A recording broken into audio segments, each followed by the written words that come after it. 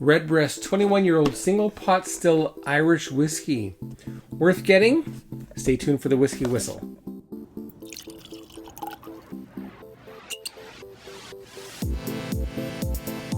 Good day, my whiskey people. Mark here from Whiskey Whistle on YouTube, sharing a little whiskey awesomeness from Winnipeg, the center of North America, bringing you Redbreast 21-year-old single pot still Irish whiskey. Super excited about this. Now, I have to apologize. I don't do enough Irish whiskey on the channel, and I'm going to try to rectify that very soon.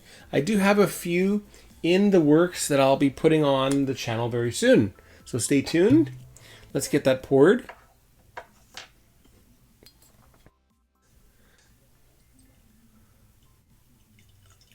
Uh-oh, gotta kill it. All right, it's done. Triple distilled in pot stills. This is a mix of malted barley as well as green barley, period. So those are the two things that go into the mash. So there's a slight similarity to, I guess you could say, to American whiskey because we have a mash going on. It's also very similar to Scotch whiskey because we're using pot stills. But what's unique, what is essentially one of the tenets, one of the main features of Irish whiskey is that we're using 3 stills, triple distillation method. All right, now let's check out the color of this Redbreast 21-year-old Irish whiskey. What do we see there for color? Nice deep golden hue there. Again, a little bit beyond 24 karat gold and almost getting into the copper hue of the spectrum.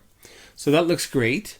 There may, however, be a little bit of color added, and that is pretty standard for big companies like Redbreast, which is part of the Pernod Ricard umbrella of Irish whiskies. And the same company is Jameson, in fact. Okay, let's have a look at the legs. This, by the way, is 46% ABV, and there's no mention as to whether it is unchill filtered. I didn't mention where it was made, and that is the Middleton Distillery in Ireland. All right, let's check the legs out. Here we go. Faster first legs, and the secondary legs are also fairly quick, and that may simply be that it's a lighter style of spirit. It may also be partially that it is chill filtered, so an interesting look there. Probably a medium mouthfeel is what we can expect here. Should I preface this by telling you that Redbreast 21, amongst the Redbreast that I've tried, is my favorite? That's all I'll say. Okay, so on to the nose. Now, it's got a nice leathery nose. Interestingly, there's also a slight delicate nose of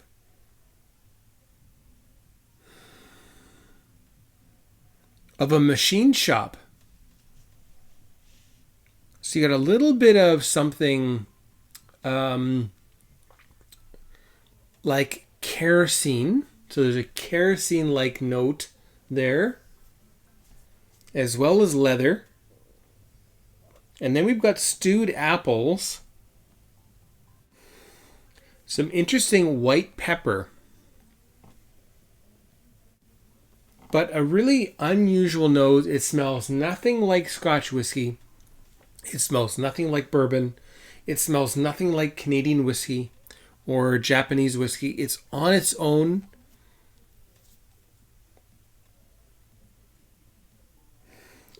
Something is telling me there's going to be something tropical coming through here on the palate.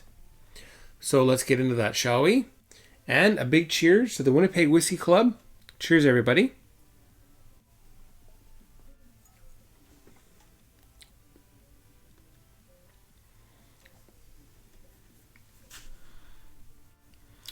On the palate, immediately I get fresh guava.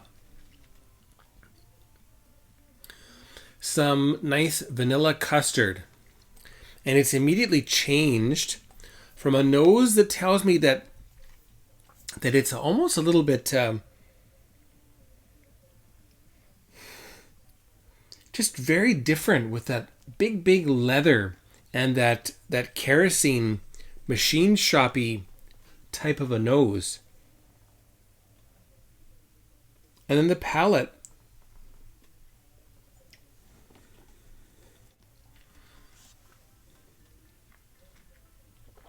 you get this delicious tropical fruit alongside pine nuts and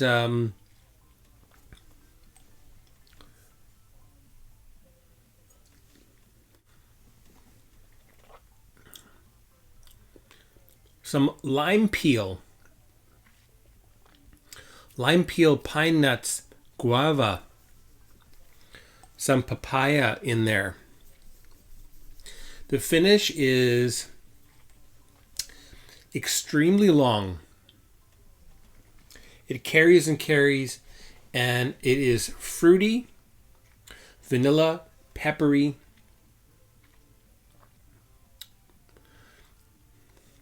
Some spices I've probably never tried before.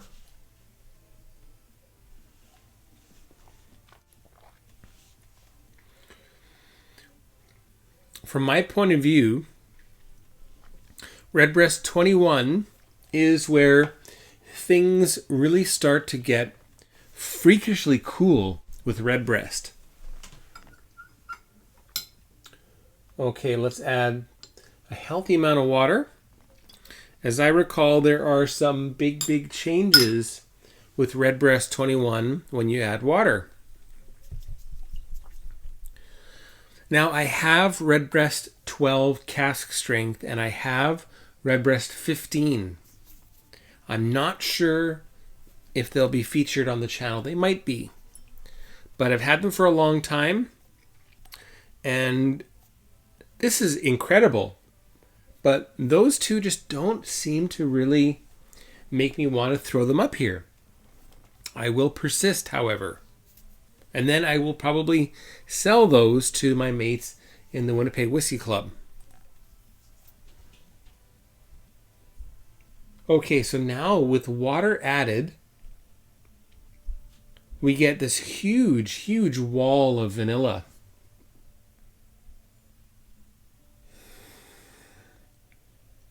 Vanilla bean.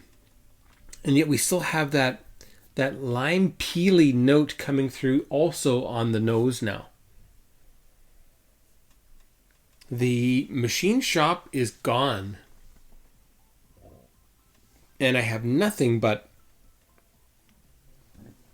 interesting fruits and this wonderful vanilla bean custard.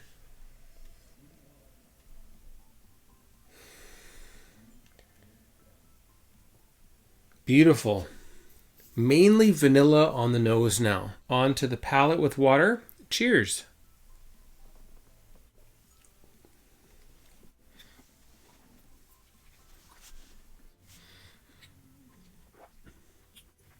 On the palate, we get more spice. Again, we've released the serpent, and it's biting us. Biting me. But big spice, lots of vanilla.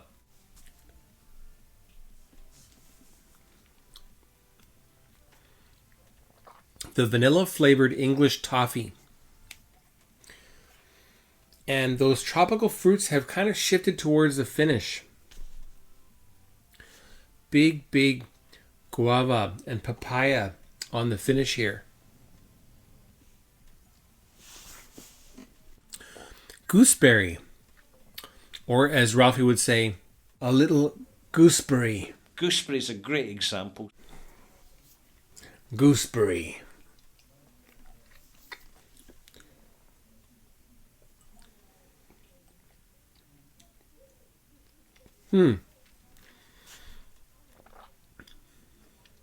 But it's just so different. And then you've got this pine nut pine tree forest. Very fresh, very, in terms of Canadian whiskey, almost rye-like. That spice really hits the walls of the inside of your mouth, and it prickles, but it's different. It's not rye, obviously. This is green barley.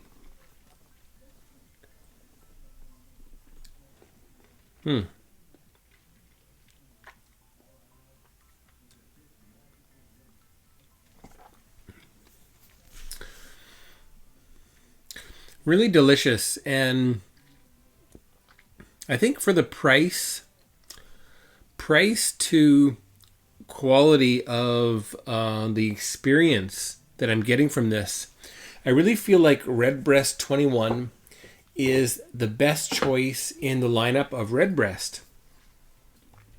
Now you can go into Middleton single pot still, and those are almost always exceptional and quite a bit more expensive.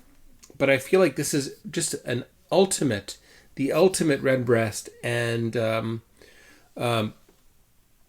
much better value than the 12 or the 15 in terms of what you're getting for the flavor. So please splurge and get the 21. That's my point here. Last couple of drops. There we go. One more. Come on, get in my glass. Oh, missed it. Okay. Final taste. Cheers. Bottoms up.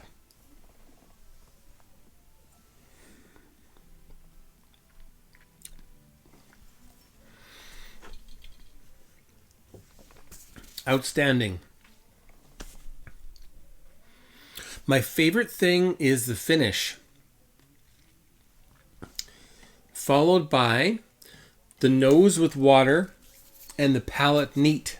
So make sure you try with water, without water, but try it neat and also try it with water. All right. Okay, let's get on to the WhiskyWhistle whiskey score for Redbreast 21. What is that going to be, folks? It's going to be 91 out of 100. You heard it, 91 out of 100 is the WhiskyWhistle whiskey score for Redbreast 21. I highly recommend that. And if you haven't tried it, get one. Order a dram at a bar. If you're into Scotch whiskey and you want to branch out into Irish, I think that's an exceptional choice. If you want to look into something that's in the $100 range, I think there's some other choices like Writer's Tears that might do you very well for that price point of Irish whiskey.